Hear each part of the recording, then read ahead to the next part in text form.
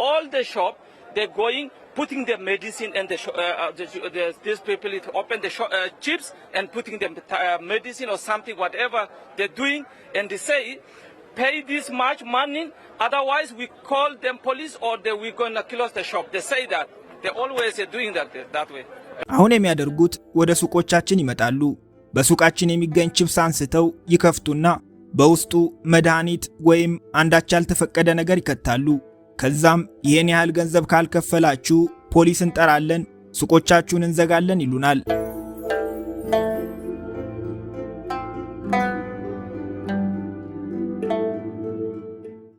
I don't know what's going on. You see, I'm running this business more than 10 years. Nothing happened. I don't know. Kids dying. I don't know what's going on, but I don't believe the kids is dying from the shop eating snakes. I don't believe that totally. Because if it's deep investigation, something is behind. Some politics or I don't know. ምን እየተካሄደ እንዳለ አልገባኝም። እኔ በዚህ ቢዝነስ ውስጥ ከ10 ዓመት በላይ ቆይቻለሁ። በዚህ ሁሉ የሥራ ዘመኔ አንድም ቀን የምግብ መመረዝ ወሬ ሰምቼ አላውቅም። አሁን ወሬው ሁሉ ሞት ሆኗል። እኔ ግን በፍጹም ይሄንን አላምንም። ሕፃናቱ ከሱቅ በገዙት ምግብ ምክንያት ሞቱ የሚለው መደምደሚያ በፍጹም አያሳምነኝም። ነገርየውን ጠለቅ ብለን ብንመረምረው ከጀርባው ፖለቲካዊ ምክንያት ሊኖረው ይችላል። ብቻ ምን እየተካሄደ እንደሆነ አልገባኝም።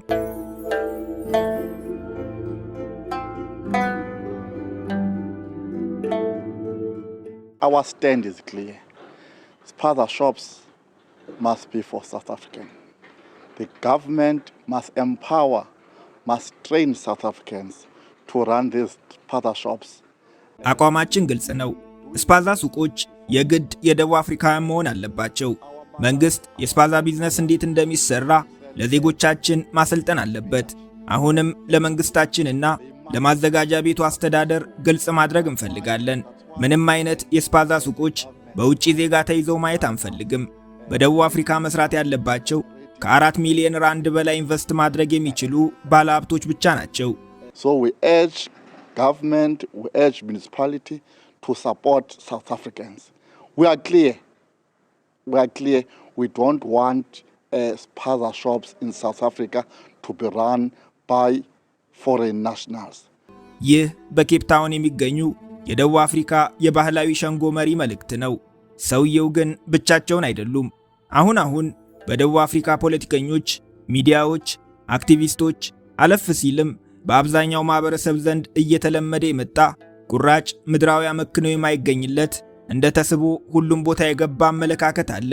ከሰማይ በታች በደቡብ አፍሪካ ለተፈጠሩ ችግሮች ሁሉ ምክንያቶቹ የስፓዛ ባለቤቶች ናቸው። ለደቡብ አፍሪካ ኢኮኖሚ መውደቅ፣ ለዜጎቿ ድህነት፣ ለሥራ አጥነታቸው፣ አደንዛዥ ዕፅ ለመጠቀማቸውም ሆነ ወንጀል ለመስራታቸው ብቸኞቹ ምክንያቶች የስፓዛ ባለቤቶች ናቸው። በዚህ ደረጃ የደቡብ አፍሪካውያን ሁሉ ራስ ምታት የሆነው ስፓዛ የደቡብ አፍሪካ ውድ ማዕድን እንዳይመስላችሁ። ስፓዛ ፋብሪካ የሀገሪቱን ኢኮኖሚ የሚዘውር ባንክ፣ ሜካናይዝድ ግብርና የሚካሄድበት የእርሻ መሬት፣ ቢሊየን ወይም ሚሊየን ዶላር የሚገኝበት ኢንዱስትሪም አይደለም። ስፓዛ ማለት በሀገራችን ኪዮስክ የምንላቸው ከመኖሪያ ቤት ላይ ተለጥፈው በሚሰሩ አነስተኛ ክፍሎች ውስጥ የዕለት ፍጆታ ዕቃዎች የሚሸጡባቸው ትናንሽ የመንደር ውስጥ ሱቆች ናቸው። አፍሪካውያን ራስ ምታት የሆነባቸው ትናንሾቹ ሱቆች በስደተኞች ያውም እነሱም በሚመስሏቸው አፍሪካውያን ጥቁሮች መያዛቸው ነው። ከደቡብ አፍሪካ የስፓዛ ሱቅ ባለቤቶች ውስጥ ኢትዮጵያውያን ቅድሚያውን ይይዛሉ፣ ሶማሊያውያን ይከተላሉ። ቁጥራቸው አነስተኛ ቢሆንም ፓኪስታናውያን፣ ባንግላዴሻውያን እና ከሌሎች የአፍሪካ ሀገራት የመጡ ስደተኞችም የስፓዛ ሱቅ ከፍተው አንዳንዶቹም መንገድ ላይ ዕቃ ዘርግተው በመሸጥ ይተዳደራሉ። እነዚህ ስደተኞች ከራሳቸው ከደቡብ አፍሪካውያን ዜጎች ጠባብ ክፍሎችን ተከራይተው ከትላልቅ የአገሪቱ ድርጅቶች ዕቃ እየተረከቡ ለማህበረሰቡ የሚያቀርቡ እዚህ ግባ የሚባል ካፒታል የሌላቸው የራሳቸውንና የቤተሰቦቻቸውን የዕለት ጉርስ ለመሸፈን የሚለፉ ከእጅ ወደ አፍ የሆነ ሕይወት የሚመሩ ስደተኞች ናቸው። ደቡብ አፍሪካውያን ዜጎች ወደ ቢዝነሱ መግባት ቢፈልጉ እነዚህ ስደተኞች መከላከል የሚችሉበት የገንዘብም የሕግም አቅም የላቸውም። ቤት ያከራዩአቸውም ዕቃ የሚያስረክቧቸውም መልሰው የሚገዟቸውም ራሳቸው ደቡብ አፍሪካውያን ናቸውና ወደ ቢዝነሱ መግባት ቢፈልጉ ከስደተኞች ጋር የሚያጋጭ መንግስት ስደተኞችን እንዲያባረር የሚያስጠይቅ ምንም አይነት ምድራዊ ምክንያት የላቸውም። ያም ሆኖ ዛሬም የደቡብ አፍሪካ ችግሮች ሁሉ ምንጭ ተደርገው የሚቆጠሩት ዜጎቿ መስራት የማይፈልጉትን አነስተኛ ሥራ በመስራት የሚተዳደሩ ስደተኞች ናቸው። በዚህ ምክንያት ስደተኞች ተቆጥረው የማያልቁ የመከራ ሌሊቶችን አሳልፈዋል። ይህ ወደ ኋላ ቢፈተሽ ውስብስብ ፖለቲካዊ ሸፍጦች ያሉበት በሜይንስትሪም እና በማህበራዊ ሚዲያዎች ያለ ገደብ የተነዛና የብዙ ስደተኞች እንባ ምክንያት የሆነው ስደተኛ ጠልነት ሰሞኑን ደግሞ እንደ አዲስ አገርሽቶበታል። መነሻው ጥቅምት 6 ቀን 2024 በጆሃንስበርግ ሶዌቶ ነው። ናሌዲ በሚባል መንደር 6 ሕፃናት በምግብ መመረዝ ምክንያት መሞታቸው ሪፖርት ተደረገ። የምግብ መመረዙን ምክንያት ለማወቅና ምንጩን ለማጣራት የፈለገ ወይም መንግስት እውነታውን አጣርቶ እርምጃ እንዲወስድ የጠየቀም የጠበቀም አልነበረም።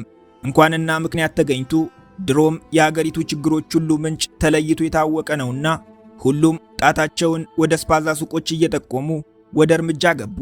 ሱቆቹን ሰብሮ መግባት፣ አከራዮቹን ማስፈራራት፣ ባለሱቆቹን ከአካባቢው ማባረር ስራቸው አደረጉት። የሕፃናቱ ሞት ምክንያቶች እነዚህ ሱቆች ስለመሆናቸው በትክክል እንደማያውቁ ራሳቸው ይናገራሉ። What we did last night was we went on each and every shop. We spoke to the landlord, we spoke to the owner, and we told them that please, because of what happened, and we do not even have the answers already, we need you to pack and go. በአካባቢው ወደሚገኙ እያንዳንዱ ሱቆችና ወደ አከራዮቹ ሄድን። ለሕፃናቱ ሞት ምክንያት መልስ ባይኖረንም ባለሱቆቹ ግን ዕቃቸውን ሸክፈው በአስቸኳይ አካባቢውን ለቀው እንዲወጡ ነገርናቸው ትላለች የማህበረሰቡ መሪ ነኝ የምትለዋ ሴት። ይህ የሚሆነው ደግሞ ሕጋዊ መሰረት ኖሯቸው ወይም ይህንን ማድረግ የሚችሉበት አስተዳደራዊ ስልጣን ኖሯቸው ሳይሆን ሁሉም የአካባቢው ነዋሪዎች ተስማምተው ይህ እንዲሆን በመወሰናቸው መሆኑንም አስረግጣ ትናገራለች። That is the decision that's been taken by the whole community, by the way, of Naledi Extension. ስደተኞቹ የሱቅ ዕቃቸውን ጭነው አካባቢውን ለቀው እንዲሄዱ የተሰጣቸው የጊዜ ገደብ የሰዓታት ብቻ ነው። የምትመለከቱት ቤት ለምሳሌ በዛው በሶዌቶ ናሌዲ የሚገኝ የአንድ ስደተኛ ሱቅ ነው። ባለሱቁ አካባቢውን ለቆ እንዲወጣ ከተሰጠው ጊዜ 15 ደቂቃ ብቻ ነው የቀረው። ሆኖም ለነፍሱ ስለፈራ የጭነት መኪና መጥቶለት ዕቃውን ጭኖ እስኪወጣ ራሱ ላይ ቤቱን ቆልፎ በጭንቀት የሚሆነውን ይከታተላል። አዛዦቹም ትዕዛዛቸው መከበሩን ለማረጋገጥ ውጪ ቆመው ደቂቃ ይቆጥራሉ። A 30 minutes will expire in 15 minutes. ለመሆኑ የዚህ ሱቅ ባለቤት ባዘዛችሁ ሰዓት አካባቢውን ለቆ ባይወጣስ አለቻት ጋዜጠኛዋ። የማህበረሰቡ አለቃ ነኝ የምትለዋ ሴት እየሳቀች እንዲህ አለች። Failure to leave, Betha, what happens? I don't know, I won't be responsible. I only know that we are giving them time to pack and leave. ባዘዝነው ጊዜ ካልወጣ ምን እንደሚሆን አላውቅም። እኔ የለሁበትም፣ ኃላፊነት አልወስድም። Beyond that, it's beyond me. በእርግጥ ሲጀመርም ኃላፊነት የሰጣት ሕጋዊ አካል አልነበረም።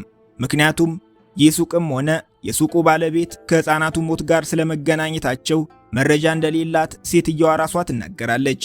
በዚህ ዕለት ብቻ በመንደሯ የሚገኙ 15 ስደተኞች ዕቃቸውን ጭነው በአፋጣኝ አካባቢውን ለቀው እንዲወጡ አስቸኳይ ትዕዛዝ ተሰጥቷቸዋል። እውነት ሆኖ የሕፃናቱ ሞት ምክንያት በሱቆቹ የሚሸጡ የተመረዙ ምግቦች ባለሱቆቹ ሻጭ እንጂ አምራች አይደሉም።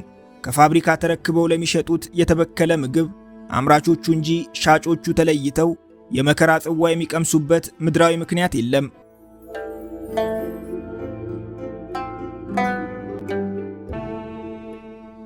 ይህ በቀጥታ የቴሌቪዥን ስርጭት እየታገዘ የሚፈጸም የመንጋ ፍርድ እውነተኛ ምክንያቱ የሕፃናቱ ሞት ወይም የማህበረሰቡ ቁጣ አይደለም። እውነተኛውንና የታቀደበትን ምክንያት የማህበረሰቡ አለቃ ነኝ የምትለዋ ሴት ትናገራለች። If they move and they leave their container, this is where now government must step in.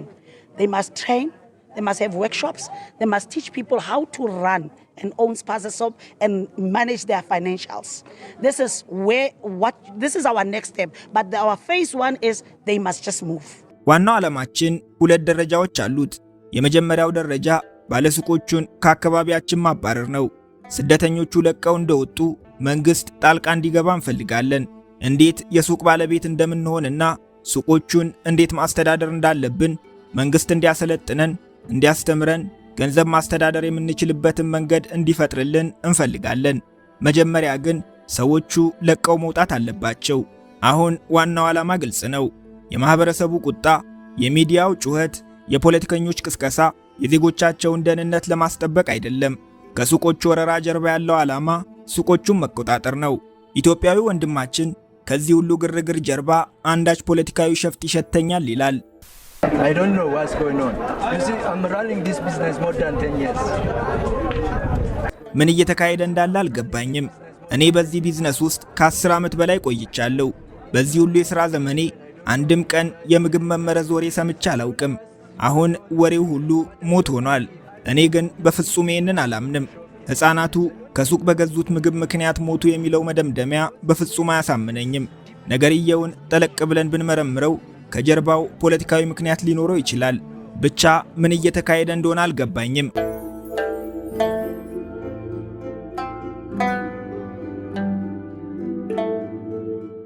በእርግጥ ጠለቅ ብሎ ላየው ምን እየተካሄደ እንደሆነ ለማወቅ ብዙም ድብቅ አይደለም። ራሳቸውን የሰላምም የጤናም የኢኮኖሚም ሹም አድርገው የሚቆጥሩት የተደራጁ ስደተኛ ጠል ቡድኖች ዋና ዓላማቸውን ደጋግመው በግልጽ ይናገሩታል። የደቡብ አፍሪካ መንግስት የሕፃናቱ ሞት ምክንያት የምግብ መመረዝ ነው ቢልም ሕፃናቱ የበሉት ምግብ ከስፓዛ ሱቆች የተገኘ ስለመሆኑ በፍጹም ማረጋገጫ አልሰጠም። ሆኖም በስፓዛ ሱቆች ውስጥ ምግብ ነክ ነገሮች ስለሚሸጡ ሱቆቹ የአገሪቱን የጤና ስታንዳርድ ማሟላታቸውን ለማረጋገጥ ሲባል አዲስ ምዝገባ እንዲያደርጉ መንግስት አዟል። የምዝገባው ሂደትም ሆነ ለመመዝገብ የሚያስፈልጉት መስፈርቶች ውስብስብና ግልጽነት የጎደላቸው ቢሆኑም የስፓዛ ሱቅ ባለቤቶች ንግዳቸውን እንዲያስመዘግቡ የተሰጣቸው የጊዜ ገደብ ግን 21 ቀን ብቻ ነው። ይህ የማህበረሰቡን ጤና ለማስጠበቅ ትክክለኛ ነው ብሎ መንግስት ያመነበት፣ የሱቅ ባለቤቶችም ከቀኑ ማነስ ውጪ አምነው የተቀበሉት ህጋዊ ሂደት ነው። ዋና ዓላማቸው ሌላ የሆኑ የተደራጁ ቡድኖች ግን ሱቆቹ ተመዝግበው እንደ አዲስ ፈቃድ ይሰጣቸው መባሉ ከጠበቁት ውጤት በተቃራኒው በመሆኑ ተናደዋል። እናም የመንግስት ትዕዛዝ እንዳይፈጸም ማዘጋጃ ቤት በር ላይ ቆመው የንግድ ሱቆቻቸውን ለማስመዝገብ የሚመጡ ስደተኞችን ወደ ውስጥ እንዳይገቡ በኃይል ይከለክላሉ። የምትመለከቷት ሴት ቪክቶሪያ አፍሪካ ትባላለች። ፓትሪዮቲክ አሊያንስ የተሰኘ ስደተኛ ጠል አክራሪ ፖለቲካ ፓርቲ አባል ናት። ፓርቲው እንደ አውሮፓውያን አቆጣጠር በ2013 ነው የተቋቋመው። ከመስራቾቹ መካከል የማፊያ ቡድን መሪ የነበረውና የዕድሜውን 17 ዓመታት ወህኒ ቤት ያሳለፈው የዛሬው የደቡብ አፍሪካ የስፖርት የሥነ ጥበብና የባህል ሚኒስትር የሆነው ጋይቶም ማኬንዚ ቀዳሚው ነው። ማኬንዚ ዛሬም በሚኒስትርነት ደረጃ እያገለገለም ቢሆን በ3 ሚሊዮን ራንድ የሙስና ወንጀል ተጠርጥሮ በምርመራ ስር የሚገኝ ሰው ነው። በማጭበርበር ወንጀል ተፈርዶበት ከ1997 እስከ 2003 ለ7 ዓመታት ታስሮ የተፈታው ኬኒ ኩኔኔ ሌላው የፓርቲው መስራች ነው። እነዚህ ሰዎች የመሰረቱት ፓርቲ አባል የሆነችውና የደቡብ አፍሪካውያንን የኢኮኖሚ ነጻነት አረጋግጣለሁ የምትለዋ ቪክቶሪያ አፍሪካ የዜጎቼ የኢኮኖሚ ነጻነት የሚረጋገጠው የትናንሽ ሱቆች ባለቤት ሲሆኑ ነው ትላለች። ደቡብ አፍሪካውያን የሱቅ ባለቤት እንዲሆኑ ደግሞ መጀመሪያ ስደተኞች የሱቅ ባለቤት ሆነው እንዳይመዘገቡ መከላከል ያስፈልጋል። እዚህ የተገኘችውም ይህንን ለማረጋገጥ ነው። It must only be South Africans that operate in the informal market. So we are here to ensure people that are allowed in here go UBC offices are no one but South Africans. የውጭ ዜጎች እንዳይመዘገቡ መከላከል፣ ሱቆቻቸው ለደቡብ አፍሪካውያን ተላልፈው እንዲሰጡ ማድረግ፣ ደቡብ አፍሪካውያን የሱቅ ባለቤት ሲሆኑ ደግሞ እንደ ስደተኞቹ ግብር ክፈሉ መባል እንደሌለባቸው ትናገራለች። I don't have a problem with South Africans registering businesses for compliance purposes.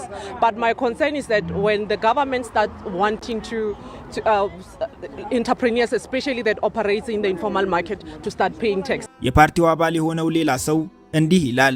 ደቡብ አፍሪካውያን ሊነቁ ይገባል። መንግስት እርምጃ ሊወስድ፣ ሱቆቹን ሊዘጋ፣ ዘርፉን ለደቡብ አፍሪካውያን ብቻ ክፍት ሊያደርግ ሲገባው ጭራሽ ህጋዊ ሊያደርጋቸው ምዝገባ ጀምሯል። ይህ በፍጹም ልክ አይደለም። ለደቡብ አፍሪካውያን የምናስተላልፈው መልእክት ንቁ፣ ተነሱ፣ ይህንን የምዝገባ ሂደት አስቁሙ የሚል ነው ይላል። Instead of our government taking actions, closing these shops, reserving this sector for South Africans, they want to legalize these people, which is unfair to us. It is, as South Africans, as patriotic movements, we are saying to South Africans, wake up, stand up and close all these centers that they are registering.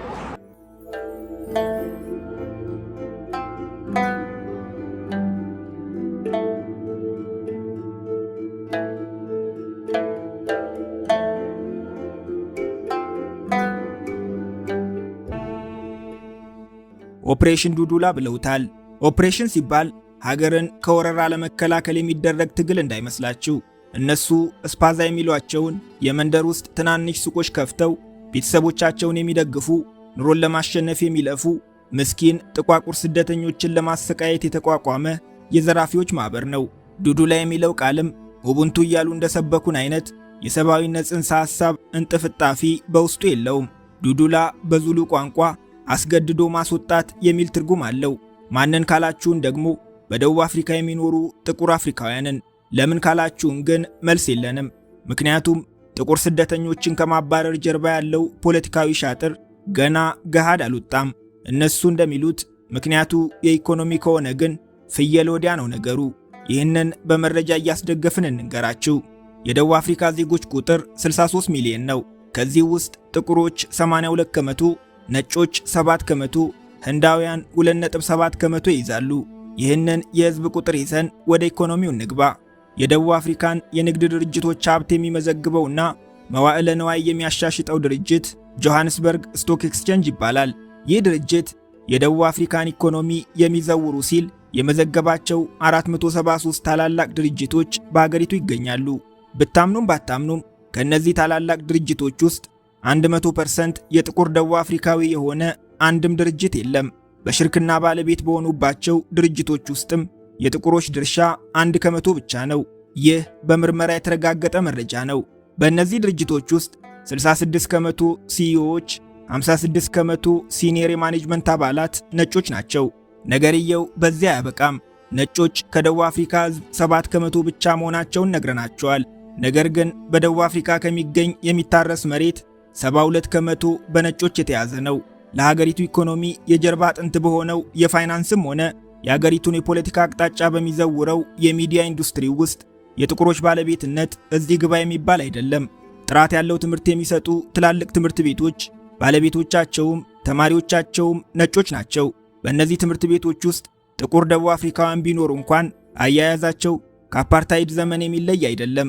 በእነዚህ ትምህርት ቤቶች የተቀረጸ ልክ እንደቀደመው የባሪያ ንግድ ዘመን ነጭ ተማሪዎች አንድን ጥቁር ተማሪ ለመግዛት ሲጫረቱ የሚያሳይ ቪዲዮ ተለቆ ያየነው ከ4 ወራት በፊት ነው። ይህ የበላይነትና የበታችነት በተራው ነዋሪ ዘንድ ምን ማለት እንደሆነ እናሳያችሁ። አሁን የምንገኘው በደቡብ አፍሪካዋ ኬፕ ታውን ነው። እዚህ ዛሬም እንደ ድሯቸው ጥቁርና ነጭ ተቀላቅለው አይኖሩም። የምታዩት ቀጭን መስመር የሰፈር ብቻ ሳይሆን የቀለም፣ የኢኮኖሚና የአኗኗር መለያ መስመር ናት። በስተግራችን ስትራንድ የሚባል ሰፈር ይታያል። ማንም የዓለም ዜጋ ለኑሮ የሚመኘው አይነት ዘመናዊ የመኖሪያ መንደር ነው።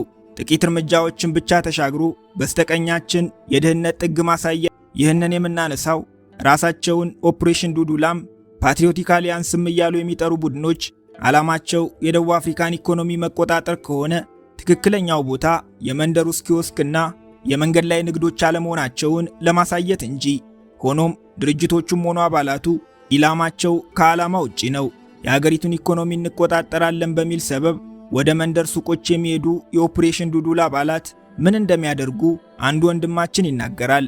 What they're doing now, all the shop, they're going, putting the medicine and these people open the shop, chips and putting them medicine or something, whatever they're doing, and they say, pay this much money, otherwise we call them police or we're gonna close the shop. They say that.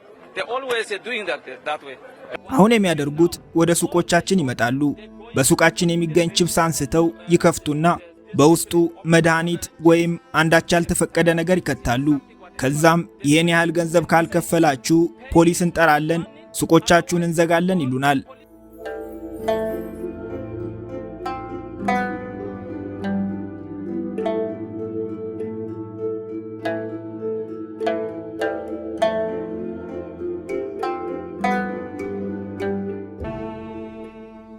በ2021 የተቋቋመው ኦፕሬሽን ዱዱላ ውልደቱ በጆሃንስበርግ ሶዌቶ ነው። ሶዌቶን በጸረ አፓርታይድ ትግል በሰብአዊ ፍጡራን መካከል እኩልነትን በሚሰብኩ ታጋይ ተማሪዎቿ የምታውቋት እርማችሁን አውጡ። ዛሬ ላይ ያለ ምክንያት ጥቁር ስደተኞችን እያሳደደ የሚያስጨንቀው፣ ሱቆቻቸውን የሚዘርፈው፣ በህጋዊት ሀገር ህገወጥነትን የሚሰብከው የኦፕሬሽን ዱዱላ መወለጃ ሆናለች። በደቡብ አፍሪካ የሚኖሩ ስደተኞች ኢትዮጵያውያን ብቻ አይደሉም። በአገሪቱ 2.6 ሚሊዮን የሚጠጉ ስደተኞች እንደሚኖሩ ይገመታል ነው ታዲያ። በየቀኑ ምን ያህል ሰው የአገሪቱን ድንበር አልፎ እንደሚገባ ማንም በትክክል መናገር አይችልም። የጎረቤት ሀገራት ዜጎች በፈለጉት ሰዓት የሚገቡባት፣ በፈለጉት ሰዓት የሚወጡባት ሀገር ናት። በዚህ ምክንያት በደቡብ አፍሪካ ከሚገኙ ስደተኞች 50 ከመቶ የሚሆኑት የጎረቤት ሀገር ዚምባብዌ ዜጎች ናቸው። ሞዛምቢካውያን 20 ከመቶ፣ የሌሴቶና የማላዊ ዜጎች እያንዳንዳቸው 10 ከመቶውን ይዛሉ። የኢትዮጵያውያን ቁጥር ከአጠቃላይ ስደተኞች 3 ከመቶ ብቻ ነው። ያም ሆኖ ጫካና ዱሩን አቆራርጠው አንዴ በእግር አንዴ በኮንቴነር እየተጓዙ ከብዙ ወንድሞቻቸው መካከል በሕይወት ተርፈው ደቡብ አፍሪካ የገቡ ኢትዮጵያውያን አንገታቸውን አቀርቅረው ትግል የሚያደርጉት ከኑሮ ጋር ብቻ ነው። እነዚህ ስደተኞች ታዲያ እንዲህ በአደባባይ ከሥራ ቦታቸው ሲባረሩ፣ ሱቆቻቸው ሲዘረፍም ሆነ ያለምንም ምክንያት ከሀገራችን ውጡ ሲባሉ በአደባባይ የሚሟገትላቸው የለም። በአስተዳደር ተቋማት ውስጥ ገብቶ መብታቸውን ለመጠየቅም የቋንቋ ችግሮች አሉ። በዚህ ሁሉ መሃል ለእህት ወንድሞቻችን ጠበቃ የሆኑ ጊዜያቸውንም ዕውቀታቸውንም ማህበረሰባቸውን ለማገልገል ያዋሉ ጥቂት ግለሰቦች በተጠሩበት የአገር ውስጥ ሚዲያዎች ሁሉ እየቀረቡ የዜጎቻችንን ጩኸት ይጮኻሉ። ከነዚህ መሃል ዶክተር ፍቅረ ኢየሱስ ዳንኤል አንዱ ነው። የ21 ቀን ቀነ ገደብ አይበቃንም እያሉ ለሚጮኹ ኢትዮጵያውያን ድምፅ ሆኖ አገልግሏል። በዚህም ትግላቸው ሰምሮ ቀነ ገደቡ ለተጨማሪ 2 ወራት ተራዝሟል። ያም ሆኖ ነገ ምን ሊፈጠር እንደሚችል ማንም አያውቅም። በደቡብ አፍሪካ ሁሌም ምርጫ በመጣ ቁጥር የስደተኞች ጉዳይ የቅስቀሳ ማድመቂያ እየሆነ መጥቷል። ስደተኞች የቀሟቸውን ሥራና በበላይነት የተቆጣጠሩትን ኢኮኖሚ መልሰን በደቡብ አፍሪካውያን እጅ እናስገባለን የሚለው የምርጫ ቅስቀሳ የደቡብ አፍሪካ ፖለቲከኞች ሁሉ መደበቂያ ሆኗል። እነዚህ ፖለቲከኞች ደቡብ አፍሪካ በስደተኞች የተወረረች አድርገው ይስላሉ። በዚህ ምክንያት በ2021 በተደረገ ጥናት 50 ከመቶ ደቡብ አፍሪካውያን በሀገራቸው የሚገኙ ስደተኞች ቁጥር 40 ሚሊዮን እንደሚደርስ ይገምታሉ። አጠቃላይ የደቡብ አፍሪካ ሕዝብ ቁጥር 63 ሚሊዮን መሆኑን ልብ ይሏል።